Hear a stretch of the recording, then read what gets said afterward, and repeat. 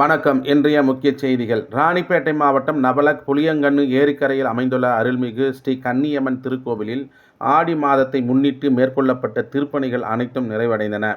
இதனைத் தொடர்ந்து புதன்கிழமை உத்திராடம் நட்சத்திரத்தில் காலை 10 மணி அளவில் திருக்குட நன்னீராட்டு மகா கும்பாபிஷேக விழா வெகு விமர்சையாக நடைபெற்றது. விழாவையொட்டி திருக்கோவில் வளாகத்தில் பிரம்மாண்டமான யாகசாலை அமைக்கப்பட்டு கணபதி பூஜை மற்றும் வேத மந்திரங்கள் முழங்க சிறப்பு யாக பூஜைகள் தொடங்கின.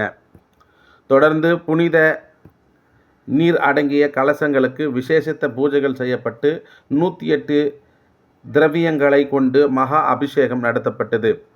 இதன் பின்னர் சிவாச்சாரியர்கள் வேத மந்திரங்கள் மற்றும் மங்கள வாத்தியங்கள் முழங்க கோபுர கலசங்களுக்கு புனித நீர் ஊற்றி மகா கும்பாபிஷேகத்தை சிறப்பாக நடத்தி வைத்தனர். கும்பாபிஷேகத்தை முன்னிட்டு ஸ்ரீ கன்னியம்மனுக்கு சிறப்பு அலங்காரங்கள் செய்யப்பட்டு மகா தீப ஆராதனை காண்பிக்கப்பட்டது. இதில் திரளான பக்தர்கள் கலந்து கொண்டு அம்மனை தரிசித்து வழிபட்டனர். விழாவில் பங்கேற்ற அனைத்து பக்தர்களுக்கும் கோவில் நிர்வாகம் சார்பில் பிரசாதம் மற்றும் அன்னதானம் வழங்கப்பட்டது. இந்நிகழ்விற்கு இளங்கோவன், சரவணன், மணி, ஸ்ரீதர் ஆகியோர் தலைமை தாங்கினர். ஏழுமலை மற்றும் முனுசாமி ஆகியோர் வருகை தந்தவர்களை வரவேற்று உரையாற்றினர். இவ்விழாவினை அனைத்து ஏற்பாடுகளையும் ஊர் பொதுமக்கள் மற்றும் விழா குழுவினர் இணைந்து மிக சிறப்பாக செய்திருந்தனர்.